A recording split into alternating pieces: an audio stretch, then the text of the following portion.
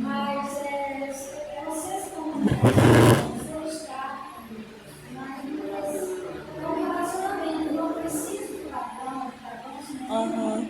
nem ter que fazer coisas que a própria igreja, né? Sim.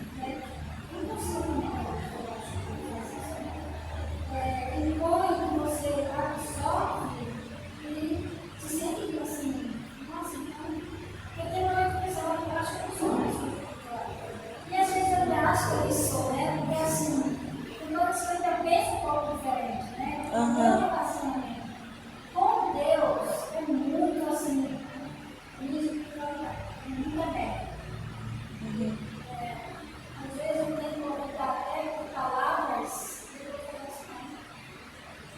Eu gosto de falar como eu sinto realmente com Deus, porque é quando eu me sinto próxima um pouco da espiritualidade. Sim.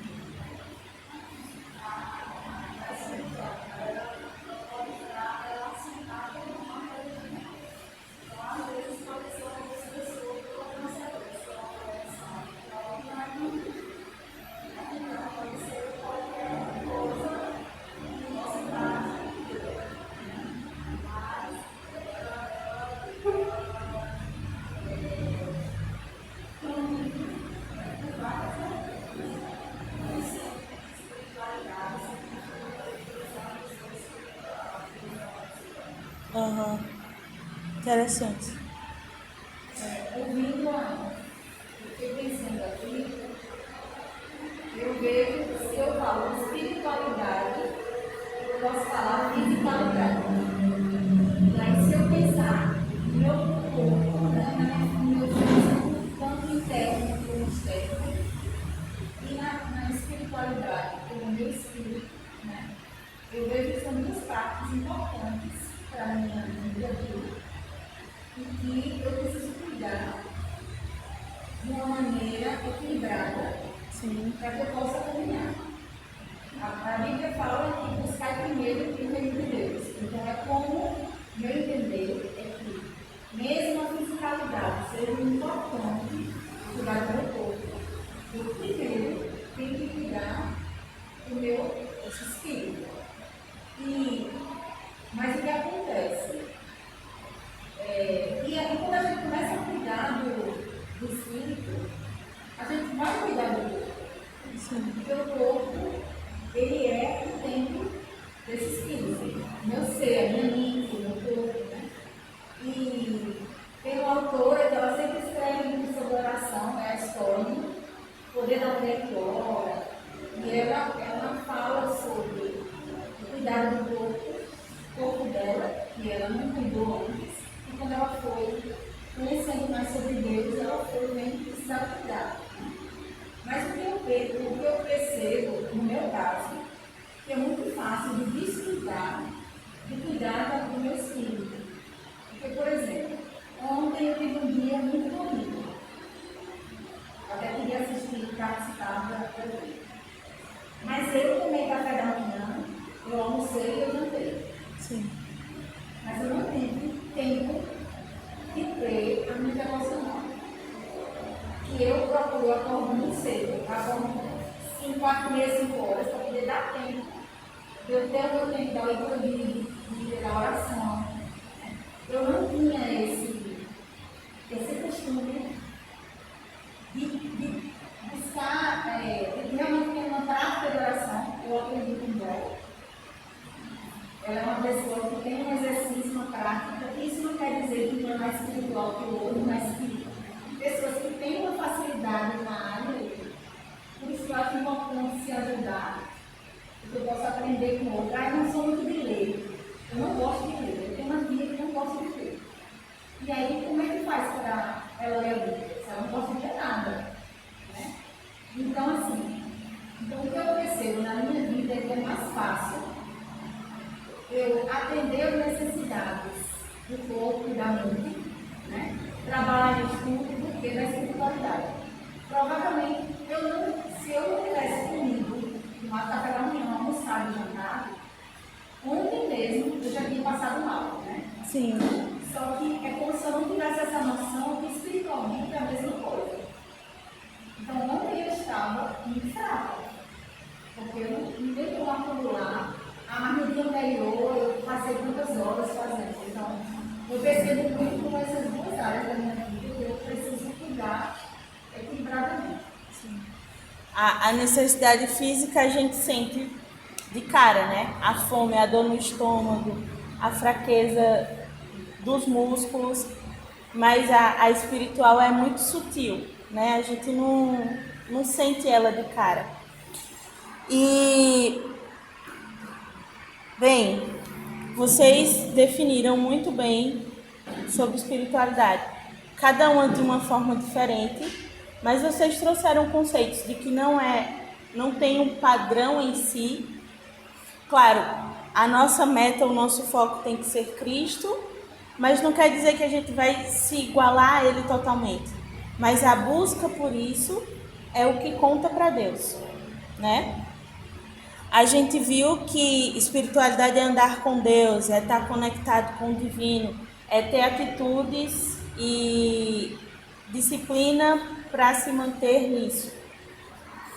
E eu falei, e a gente quando fala em espiritualidade, a primeira pessoa que vem na nossa mente é Jesus, né? Ele passava horas orando, ele acordava no meio da noite, subia ao monte e ia orar.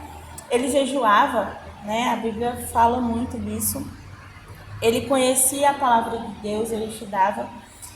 Mas aí, vamos pensar em um exemplo mais próximo da gente. Não que Jesus não esteja, ele era 100% Deus e era 100% homem, mas ele tinha um plano que se desse errado, acabou a humanidade, né? Então vamos pensar em alguém mais perto da nossa realidade. E aí eu lembrei de Davi, né? O cara, ele era muito errado e fez muita coisa errada na vida dele, mas a gente vai ver que quando tudo isso acontecia, fosse desastre familiar, que a família dele era péssima, né? Guerras, traição, ele traiu o amigo dele e mandou matar para ficar com a esposa, e aí entra adultério e muita coisa, muito pecado, muito erro que a gente comete. São coisas diferentes, mas a gente peca, né? Tá tudo igual. Só que quando tudo dava errado na vida dele, ele corria para Deus, né? Ele tinha um relacionamento com Deus. E a gente vai ver isso que muito antes dele ser rei, ele já estava ligado a Deus, né? Tem a situação de Golias mesmo. Ele vai chegar e vai dizer: mas quem é esse homem que ousa desafiar o exército do Deus Altíssimo? Então ele conhecia Deus, ele sabia da grandeza dele. Tem o Salmo 23, que é o mais famoso dele, que eu acredito que ele escreveu enquanto ele estava lá pastorando as ovelhinhas dele. Então ele não era rei ainda, ele já tinha ligação com Deus.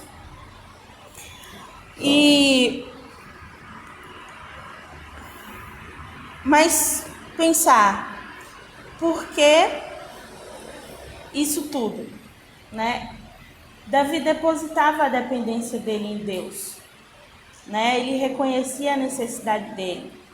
A gente vai ver que quando ele erra, que ele adulterou com Batseba e ele descobre que ela está grávida, ele vai ficar dias de jejum, vai ficar orando até que a criança, e não quer dizer que isso foi a resposta de oração de Deus, mas eles perderam o filho deles, né? Mas aí ele reconheceu que a única pessoa que tinha controle sobre tudo aquilo era Deus.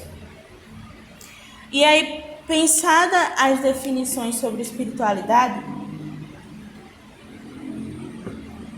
eu queria trazer para vocês coisas mais práticas sobre isso, sobre como exercitar e desenvolver a nossa espiritualidade. E aí casa com o que Isabel falou. E também com o que o Eneide falou. Não é um padrão, mas tem coisas que nos ajudam a chegar a isso, né? A busca da espiritualidade. E aí eu separei 4 aspectos, 4 atitudes que a gente pode ter para isso. E a primeira é meditação. Sempre a gente pensa, meditação, vou sentar aqui, vou esvaziar minha mente e vou esperar o Espírito de Deus me revelar alguma coisa. E aí fica lá 3 minutos e dorme, porque não vai chegar nenhuma voz na sua cabeça dizendo, Assunção, amanhã você tem que fazer assim, assim, assim. Não é, certo? Meditar também não está voltado no estudo intenso da palavra. Eu vou abrir a carta de Filipenses, vou ler a carta inteira e vou fazer um estudo teológico daquilo. Não, porque se torna algo acadêmico, né? Você vai estudar ali, acabou. Mas no exemplo de Davi, a gente vai ver algumas citações dele sobre isso, sobre meditar, como ele meditava. Então hoje a gente vai ficar o tempo inteiro no livro de Salmos. E a gente já pode abrir no Salmo 66, versículo 6.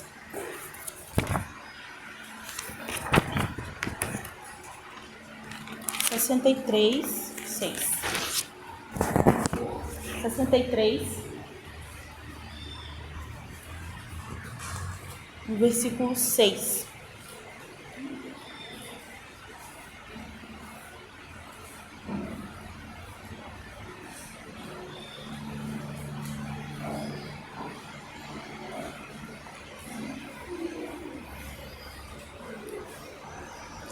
Ok. Salmo 63, no versículo 6. Ele diz, quando me deito, lembro-me de ti, penso em ti durante as vigílias da noite. Ele pensava em Deus. Ele parava, acordava no momento de insônia. Tem muita gente que diz, aproveita o teu momento de insônia e vai orar. Então, acho que Davi fazia isso. Ele estava lá com as preocupações dele, e aí ele parava e pensava em Deus, né? A origem dessa palavra pensar está ligada a meditar, que também está ligada a murmurar e ficar falando repetidamente algo.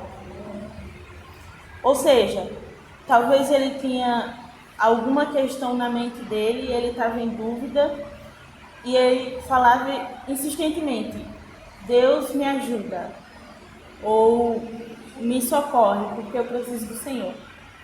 Então, isso era a meditação de Davi. No Salmo 49, versículo 3,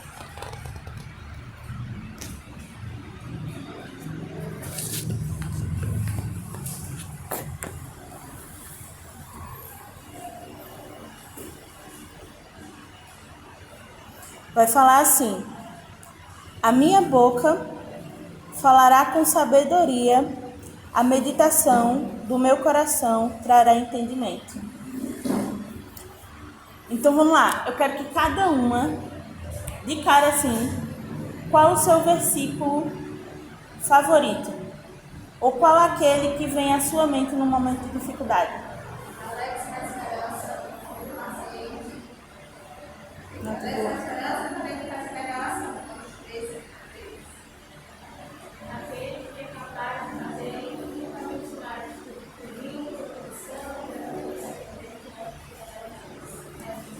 Elas estão falando decorado, mas não precisa ter decorado não, tá, gente? Mas... isso. Alguém mais? Um versículo assim, João 3,16. É aquele famoso, né?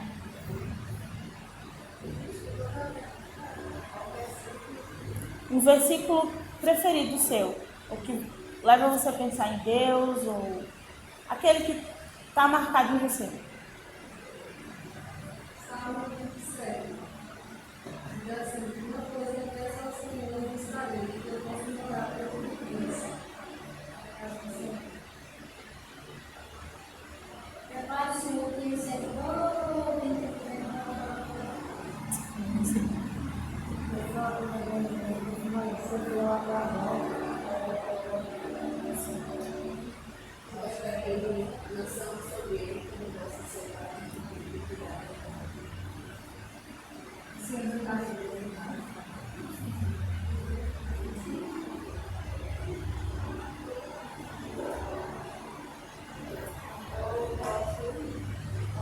Pode falar.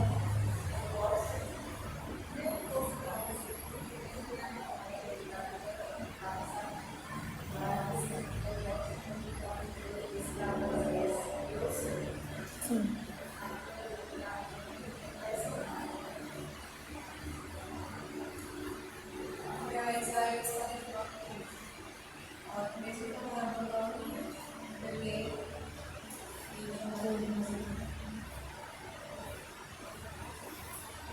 Alguém mais vai falar? 1 Coríntios 10, 13. Não sobreveio a vocês tentação que não fosse como aos homens. Deus é fiel, ele não permitirá que vocês sejam tentados, além do que podem suportar. Mas quando forem tentados, ele mesmo lhes providenciará uma escada, para que eu possa suportar.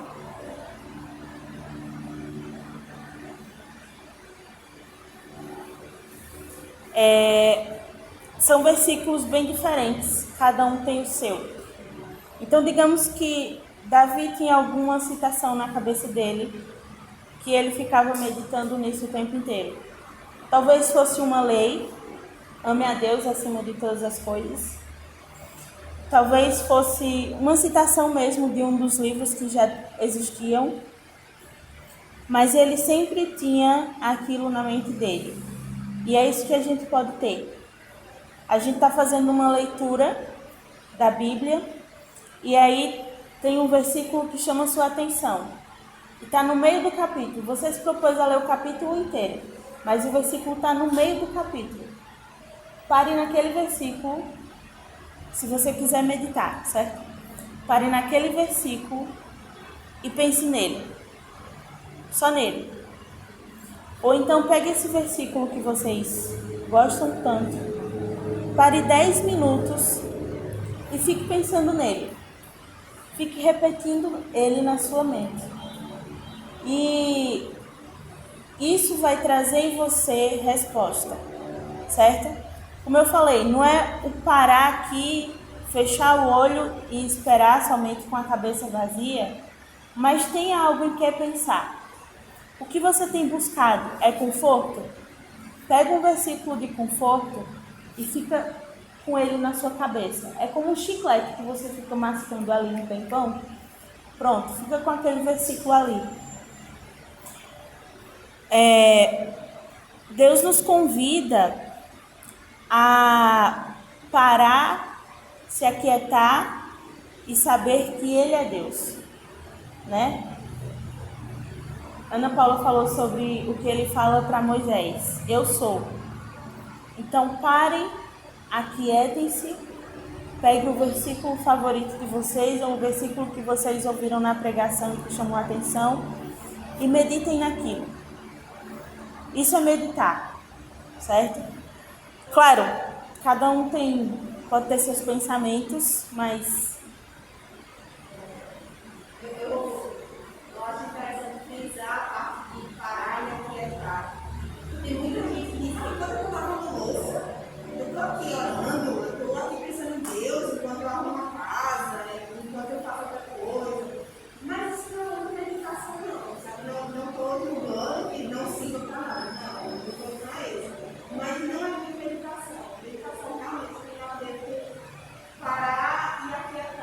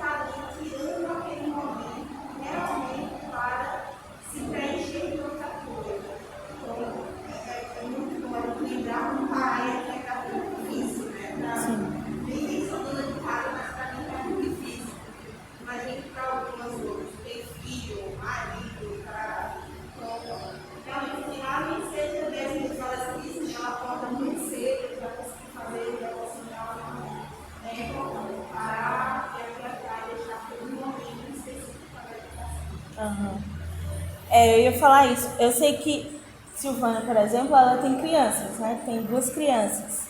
Ana Paula tem Eloá que já está mais mocinha, mas ainda assim requer uma atenção, cuidado. Mas assim, as crianças dormem primeiro, né? Então talvez 10 minutos depois que elas dormissem fosse o suficiente para sentar um pouquinho e meditar, ou antes delas acordarem. Mas assim, ter esse tempo com Deus, de fato é importante. Imagina você receber uma visita em casa e você tem um monte de coisa para fazer. A pessoa está do seu lado e aí você levanta, aí vai para casa e lava a louça e faz um monte de coisa com a pessoa do seu lado. É assim. Então, é estranho. Você tá com um amigo, você precisa passar tempo com ele, conversar para desenvolver um relacionamento, mas você está na correria fazendo as coisas e a pessoa está no seu pé atrás querendo conversar, mas está com a mente em várias coisas. Uma vez ou outra funciona, né? Sim. Intimidade. Isso é mais fácil para ajudar você. Sempre você só encontra com seu amigo na correria, não vai.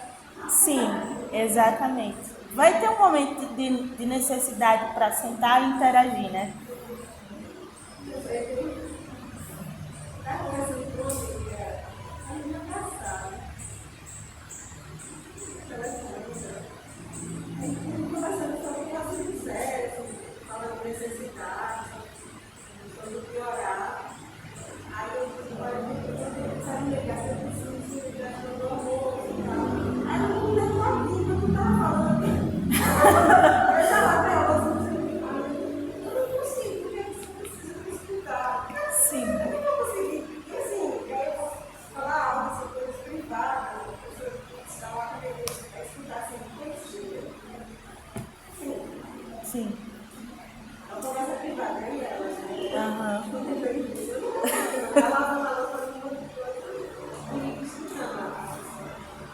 E desvia, né, o foco. Vai ter uma hora que você vai parar e vai pensar, o que era que ela estava falando? E aí você vai ficar olhando para a pessoa, tentando lembrar, pensar, pegar o enredo da história, né? Mas assim, eu estou ouvindo ela. Sim. Ela se escutou. Mas assim, eu não tenho essa identificação. Sim. Exato. Mas, então, aí pensando na meditação, é exatamente isso.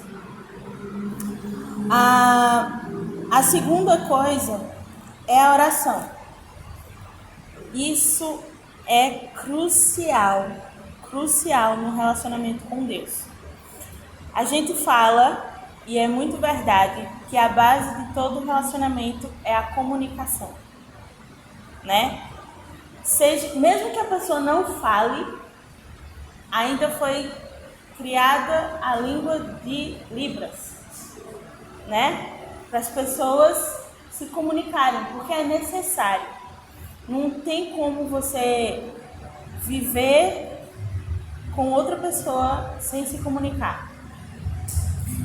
E com Deus não é diferente. Então, se a gente tem um relacionamento com Deus, qual é a nossa forma de se comunicar com Ele? A oração. Então, ela é a base do nosso relacionamento com Ele.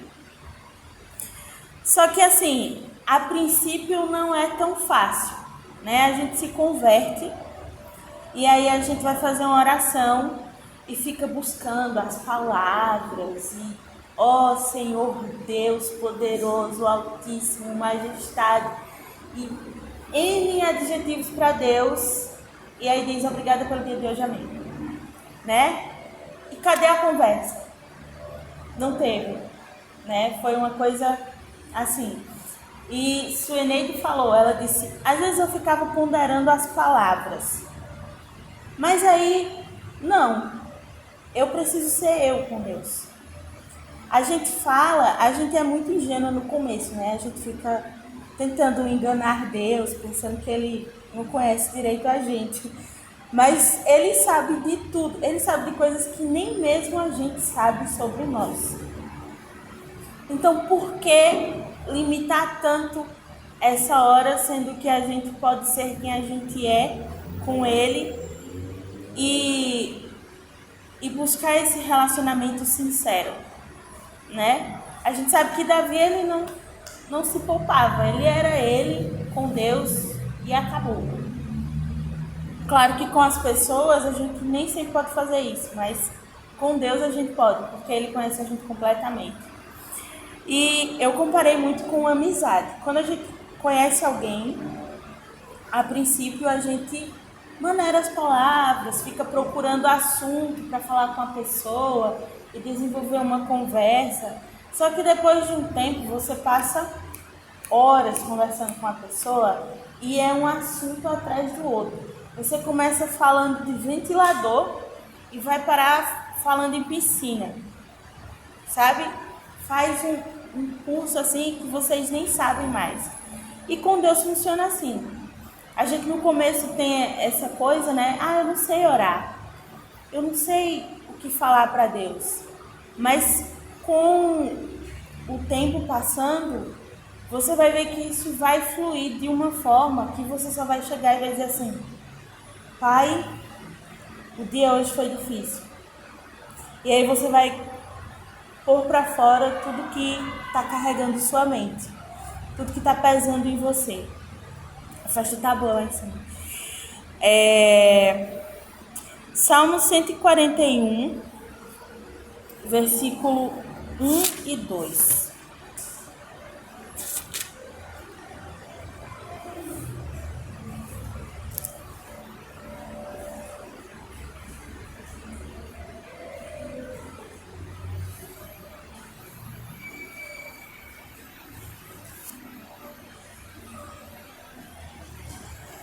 Ele diz assim, alguém pode ler? Versículo 1 e 2 do 141. Clamo a ti, Senhor, venha depressa. Escuta a minha voz quando clamo a ti. Seja a minha oração como incenso diante de ti, e o levantar das minhas mãos como a oferta da paz. Exato. Vocês já viram um incenso, né? A gente liga ele, acende a pontinha. Liga não, né? Que não é na energia. A gente acende a pontinha dele e ele fica lá um tempão com a fumacinha saindo. Não é uma coisa que se interrompe, né? É do começo ao fim dele, ele tá soltando aquela fumaça, exalando o perfume dele. E a oração com Deus deve ser assim, né? A gente vai, fala e isso vai fluindo, vai saindo da gente de uma forma que chega a ele como um perfume, né? Mesmo que sejam palavras duras às vezes que a gente não vai saber falar e que você olha e pensa, por respeito a Deus, eu acho que eu não deveria falar isso, mas a gente tem o Espírito Santo dele, né? Paulo vai dizer que ele está traduzindo ali para Deus. Pode falar. Todos os dias eu faço uma devocional, mas não todos os dias eu oro. E assim, eu não me sinto mal com isso não. Eu já me coloquei muito sobre essas coisas, mas todos os dias, às 6 da manhã, eu sento na cadeira, minha mesa, a Bíblia e no caderno. E uma coisa que eu gosto muito é comentar palavras. Eu gosto muito de traduzir, então, eu gosto de anotar as palavras e às vezes eu me peço nenhuma palavra só e fico pensando.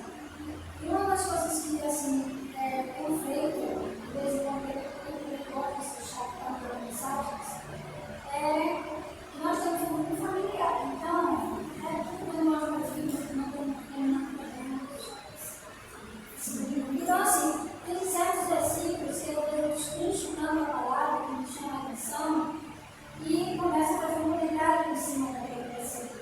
E mando para os meus 2 filhos, volto para a família e o marido dele, né? Aí tem aquelas famílias, uma coisa que eu peço eu quero saber o comentário de cada um de vocês, né? Então, assim, é muito legal. Porque nem todas as vezes, porque todos os dias eu faço isso. Já vou até uma missão terapia, sabe? Então eu gosto muito, porque tem palavras que não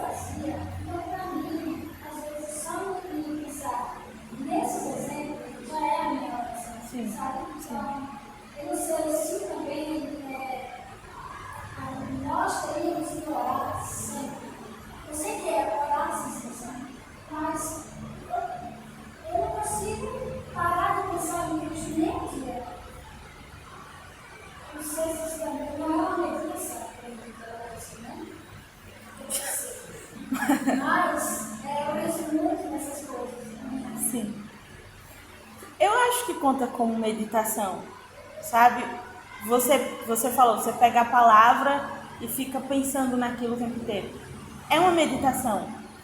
E a oração também, eu acredito que não implica só no sentar e falar. Quando eu faço devocional, da mesma forma, nem sempre eu oro, eu falo diretamente. Como eu gosto muito de música, sempre vem um hino na minha mente. E tem hinos que são totalmente dirigidos a Deus. Tem alguns que a gente canta, somos corpo e assim bem ajustados. Não é para Deus, aquilo ali é para os irmãos, né? Mas aí, sobre toda a terra, tu és o rei. Então, tá falando diretamente para ele. Então, isso pode ser sua oração também, né? Como eu falei, é uma coisa que vem de dentro de você. Não é aquela coisa ensaiada que a gente pensa minutos antes. Eu acho engraçado e eu não julgo, mas eu acho interessante. Tem pessoas que é convidado para fazer oração em algum lugar e aí escreve a oração que vai fazer, né? E chega lá na frente, abre o celular e fica... Aí baixa o olho assim, né? Parece que tá fechado. Aí fica lê a oração inteira. Amém, é tudo amém. Mas assim, a oração sua íntima com Deus não é algo ensaiado. É algo que flui de você. Pode ser um cântico, pode ser um pensamento sobre a palavra, pode ser o sentar e orar mesmo. Chegar e falar, Deus é isso aqui. A gente vê o... Quando eu disse oração, eu fiz um movimento. Então, para mim, orar é você estar em constante movimento com Deus. Como é que nós vamos comunicar, existem várias formas de comunicação. Sim. Vai com Deus algum dia. E aí eu vou, por exemplo, você está sentado, falando, isso remete muito a o exemplo que você deu sobre a amizade. Por exemplo, tem amigos que você está do lado, não precisa ficar conversando o tempo todo, às vezes com um olhar você consegue se comunicar. É tão confortável estar com uma pessoa que cada um consegue estar individualmente no seu mundo e juntos ao mesmo tempo. Tão confortável que é estar com essa pessoa.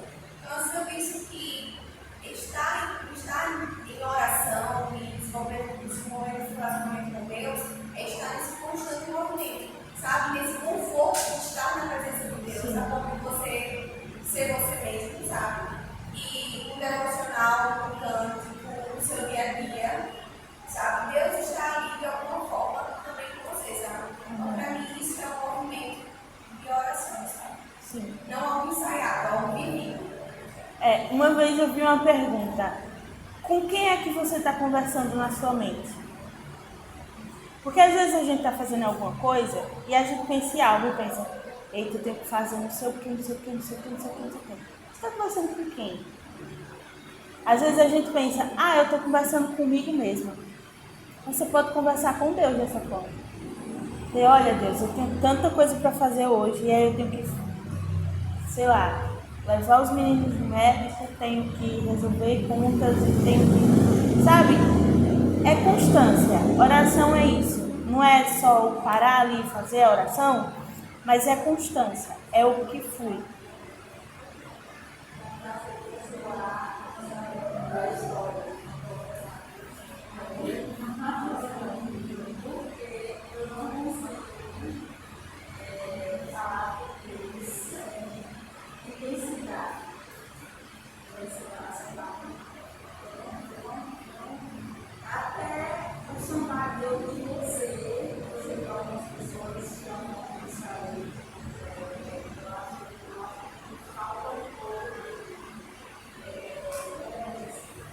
Sim.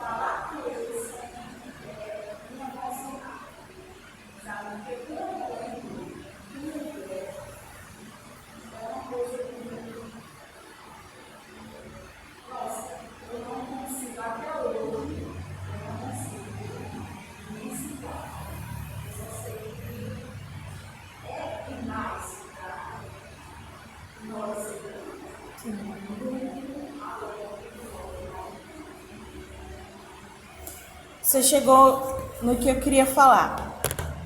O Salmo 51, o famoso Salmo 51, foi a oração de Davi, quando Natan, o profeta, foi falar com ele, dizendo que ele estava errado com relação a Batseba, né?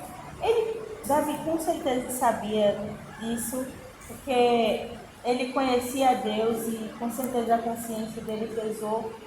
Mas o fato de Natan chegar e falar para ele é como se tivesse pesado mais ainda. E é um salmo muito intenso.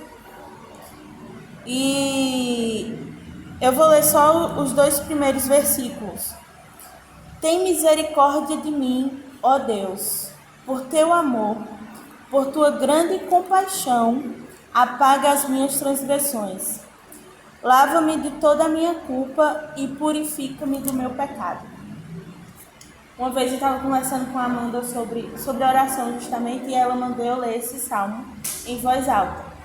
E foi impossível não chorar. Porque, de certa forma, isso nos atinge também. Né? Um conselho que eu dou quando vocês chegarem em casa, que vocês forem fazer o devocional de vocês ainda, leiam esse salmo em voz alta. É uma coisa que mexe, porque fala de nós, né? E traz a intensidade que a Ana Paula falou. Tá em palavras aqui, poéticas e tudo mais. Foi uma coisa que ele escreveu, mas que eu acho que foi muito além disso a oração dele, né? Foi no momento de jejum dele e o tempo que ele passou orando com Deus. Então, oração é isso. Cada uma tem a sua forma de orar, mas eu acho que uma característica em comum de todas é a intensidade, é a constância, é a forma que isso flui de cada uma, a forma que isso sai e chega para Deus. Eu tenho me pegado.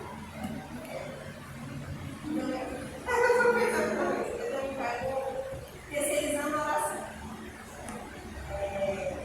Estou passando por uma situação, ou sei lá, precisando de alguma coisa, chego no grupo de amigos próximos, pensando, ei, ora por isso, ora por tal coisa. Então eu me pego fazendo esse processo necessário. Ok, eu sei que tem pessoas orando e as orações muitas vezes não me afetaram, eu vejo essa oração, mas eu mesmo estou orando por isso, eu mesmo estou orando por esse problema, eu mesmo estou orando por essa dificuldade.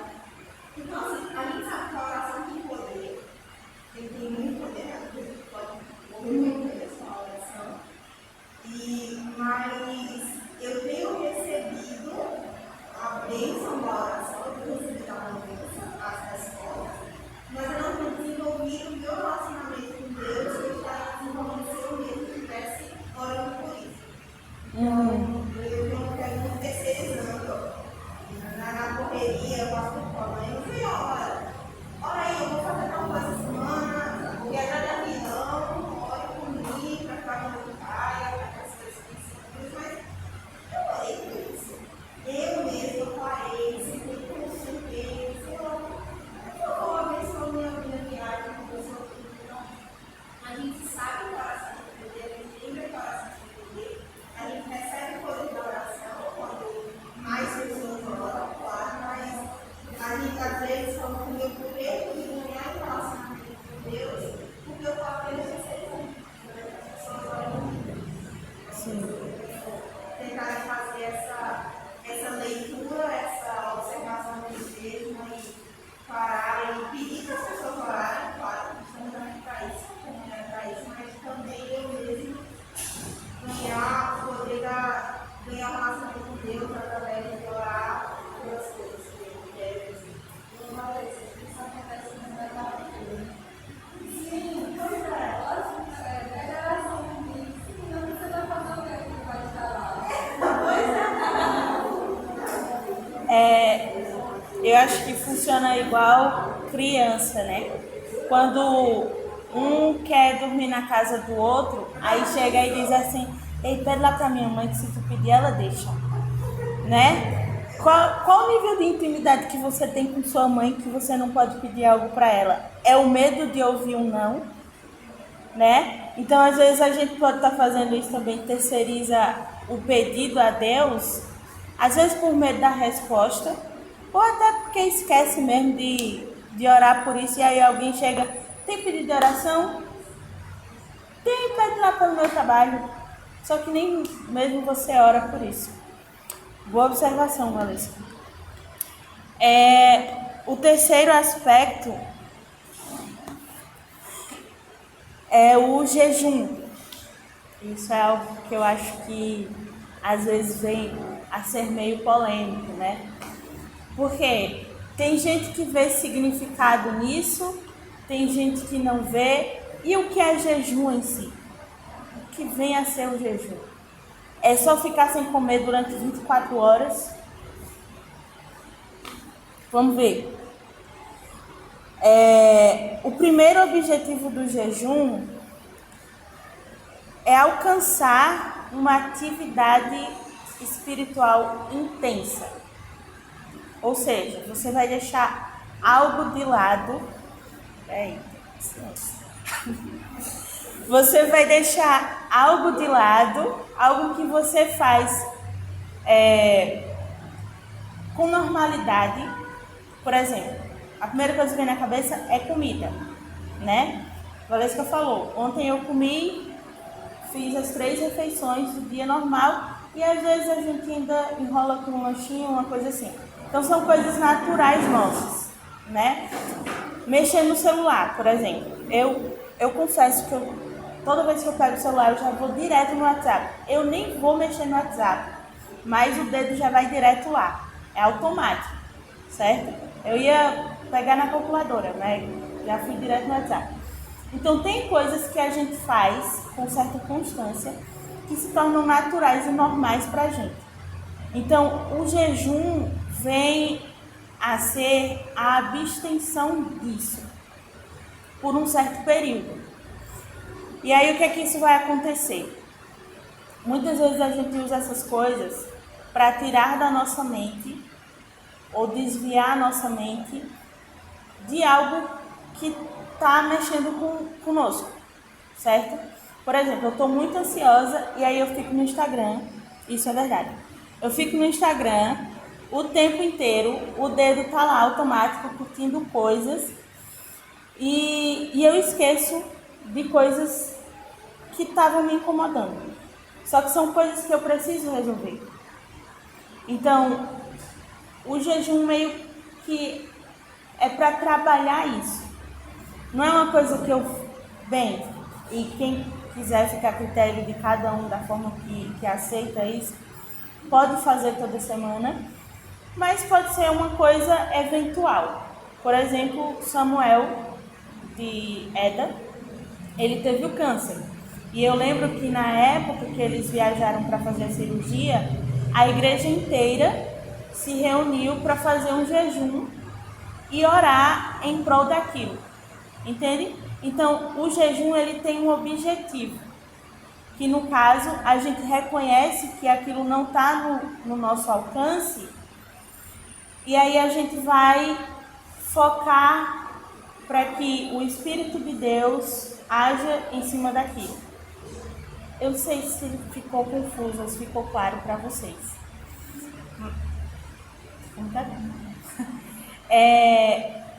A ideia é a atividade do Espírito sobre aquela situação. Então, se você tem um pecado e você quer se livrar dele, então você pode fazer o jejum de alguma coisa, não diretamente de comida, e tentar focar naquilo. Orar a Deus, pedir para que o Espírito dele mude aquilo em você. Eu estava lendo um livro que falava sobre o jejum, para poder trazer algumas ideias para vocês. E a pessoa, ela falou do exemplo dela, que ela era uma pessoa que fazia questão de, em qualquer situação, podia ser o assunto que fosse, ela expor a opinião dela.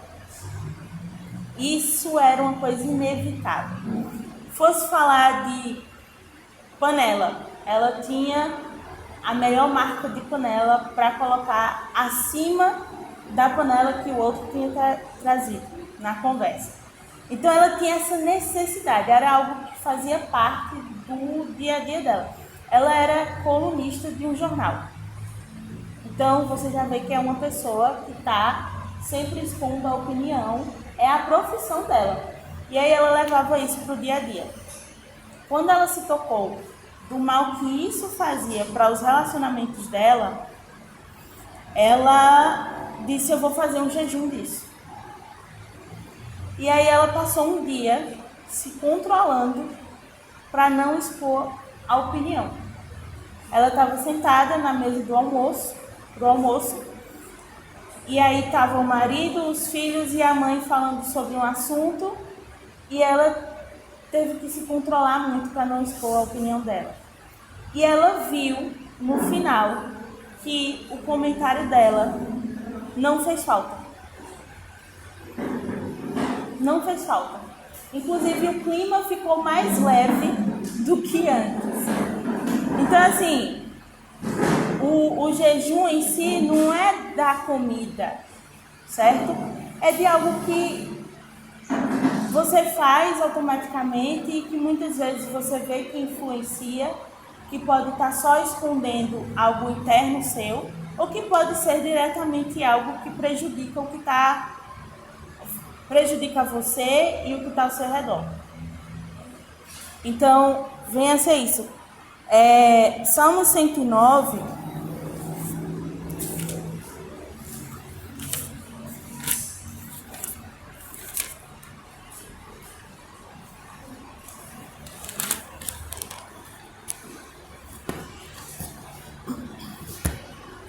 Se alguém puder ler do versículo 21 ao 24.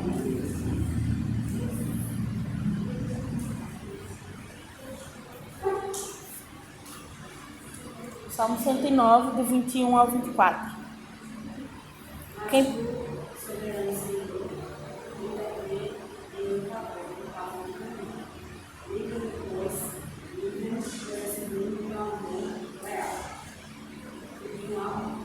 Até o 24. Sou pobre e necessitada. E no meu coração está abatido. Vou definhando com a sombra desse mundo. Para longe, sou lançado em lugar frio. Tentando jejuar, os meus joelhos fraquejam e não levanto definitivamente. Então, isso era algo presente na vida de Davi também. Na época, as pessoas não tinham celular, não tinham TV. Eu acho que ninguém discutia muito sobre política, né? Porque seguia a monarquia, né? Mas eles jejuavam em prol de algo. E Davi estava jejuando. Talvez porque tinha pessoas, ele vai falar em seguida. Sou objeto de zombaria para os meus acusadores. Logo que me veem, meneiam a cabeça. Então tinha alguém incomodando ele, ou algo que ele tinha feito. As pessoas estavam condenando. Então ele estava jejuando por isso, para que essa situação mudasse, né? Ele jejuou sobre o pecado dele e Deus agiu. Então, muitas coisas na nossa vida é isso. E quando a gente cala, silencia aquilo que nos desvia do problema, esse problema vai aparecer. E pode esperar que ele venha com tudo. Daí você tem que contar com o Espírito de Deus. E com certeza o jejum não está separado da oração. É algo que anda junto, certo? Então, o jejum está ligado à constância na oração. Alguém tem algum comentário? Janeide? Sim, tem? Tem não? Então vamos seguir, que eu sei que eu já estou falando demais, mas já é a última parte, que é o estudo da palavra. muitas vezes a gente acaba esquecendo, e eu falo por mim também, eu sou péssima com constância. E a leitura da palavra é sempre um desafio para mim. Eu sempre estou, Ayane, você tem que ler, Ayane, você tem que ler. Mas é algo de suma importância, porque é aí que você vai conhecer Deus. Você vai conhecer a pessoa com quem você está se relacionando, né? A gente tem que saber o que o outro quer, a gente tem que saber o que o outro deseja, o que o outro pensa sobre as coisas, sobre a gente e sobre ele mesmo. Então o estudo da palavra traz isso. A gente vai sentar e fazer leituras, talvez procurar material de apoio. O tempo inteiro tem estudos no Ebenezer, eles têm feito live agora com a pandemia, né? Tem algumas lives, tem reunião online, tem vários momentos que é para o estudo da palavra. Então, isso traz muita importância para a gente, porque é aí também que a gente vai ver os versículos que significam algo para a gente, né? A gente nunca vai encontrar Vou abrir aqui a Bíblia, e aí eu vou pegar um versículo, 2 Crônicas 25, 25. Amazias, filho de Joás, rei de Judá. Eu vou meditar nisso. Quem era Amazias? Não sei.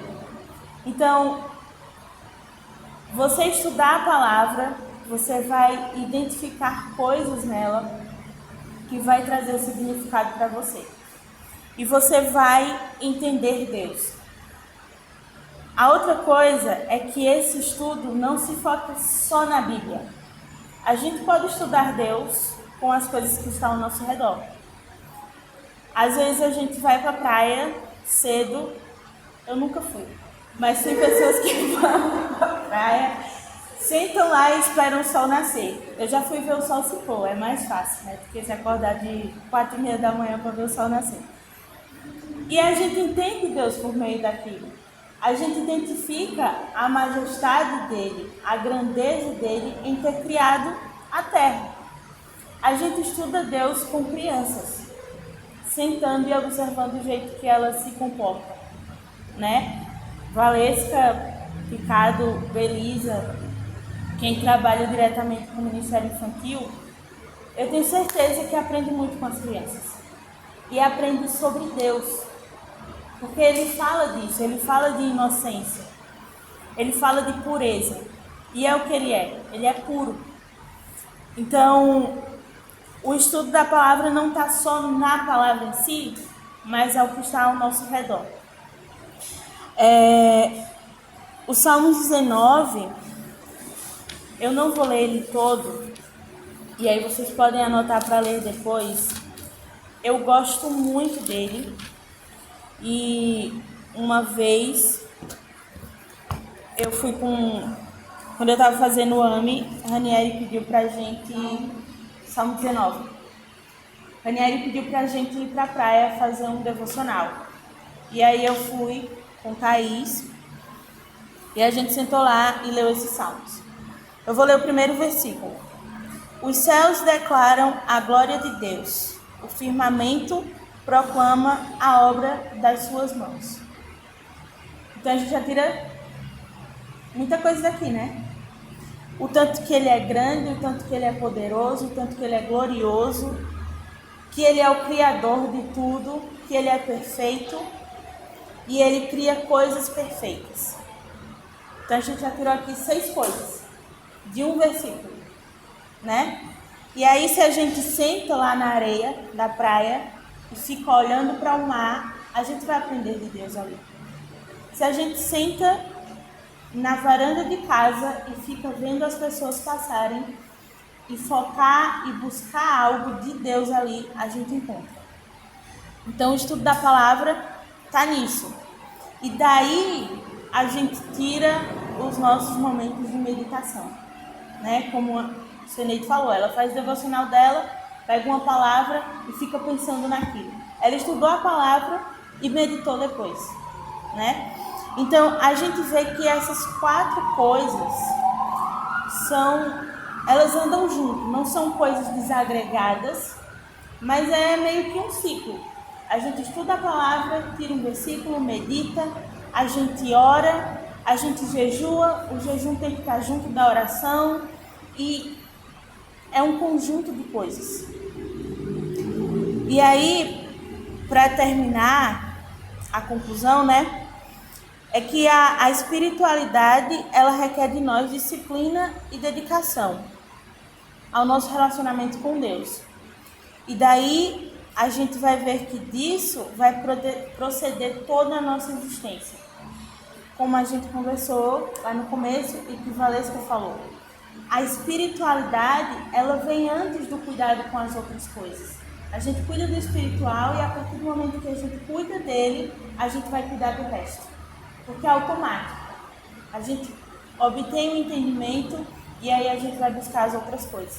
E é algo que flui da gente. Se a gente está mal espiritualmente, a gente está num relacionamento ruim com Deus, a gente vai estar num relacionamento ruim com o próximo. E isso é verdade. Eu experimentei isso ano passado. Eu fico com as meninas do AME, lá no apartamento, e era uma coisa bem difícil às vezes, porque suja um copo, aí bota lá, come um sanduíche, deixa o prato lá, e vai, a Torre de Babel crescendo em cima da pia, né? E a gente sempre fala, eu e Deus, lavem a louça, não deixa lá, tá fedendo. E aí teve um dia que eu estava muito estressada, muito mesmo. E eu cheguei em casa, abri a porta, veio aquele fedor de cozinha suja.